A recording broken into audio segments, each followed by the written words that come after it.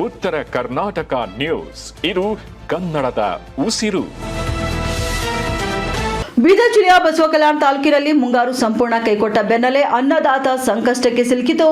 ಮುಗಿಲಿನತ್ತ ಮುಖ ಮಾಡಿ ಮಳೆಗಾಗಿ ಕಾಯ್ತಾ ಕುಳಿತಿದ್ದಾನೆ.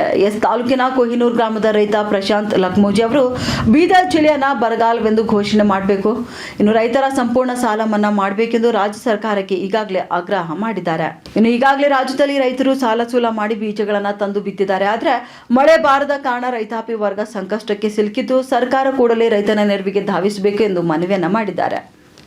ಜೂನ್ ತಿಂಗಳು ಮುಗಿದು ಜುಲೈ ಪ್ರಾರಂಭವಾದರೂ ಮಳೆ ಕೊರತೆ ಏನಪ್ಪ ಅಂದ್ರೆ ಮುಂಗಾರು ಬಿತ್ತನೆ ಕುಂಠಿತವಾಗಿದೆ.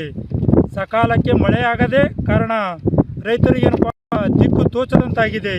ಕೂಡಲೇ ಬೀದರ್ ಜಿಲ್ಲೆಯನ್ನು ಬರಗಾಲ ಪೀಡಿತ ಪ್ರದೇಶ ಎಂದು ಘೋಷಿಸಬೇಕಂತೇಳಿ ಕೇಳಿಕೊಳ್ಳುತ್ತೇನೆ.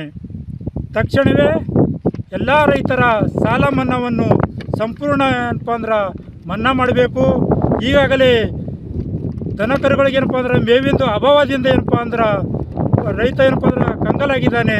ಕೂಡಲೇ ತಕ್ಷಣವೇ ಸರ್ಕಾರ ಎಚ್ಚೆತ್ತುಕೊಂಡು ರೈತರಿಗೆ ಬೆನ್ನೆಲುಬಾಗಿ ನಿಲ್ಲಬೇಕು.